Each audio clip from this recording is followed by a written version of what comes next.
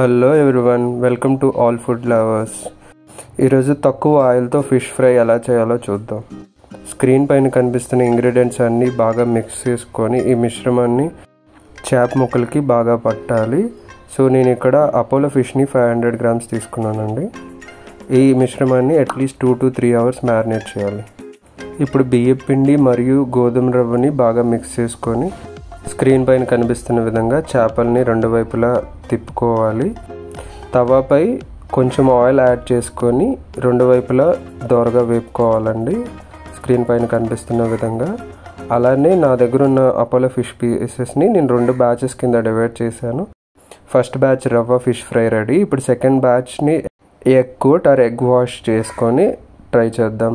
Screen పైన కనిపిస్తున్న విధంగా ఫస్ట్ వీటిని రెండు వైపులా ఫ్రై చేసుకొని ఈ ఫ్రై అయిన పీసెస్ని ఎగ్లో ముంచి రెండు వైపులా మళ్ళీ కాల్చుకుందాం. ముందుగా మ్యారినేట్ చేయడం వల్ల ఫిష్ పీసెస్ త్వరగా కుక్ అవుతాయి, అలానే కొంచెం ఆయిల్తోనే ఈజీగా ఫ్రై అవుతాయి.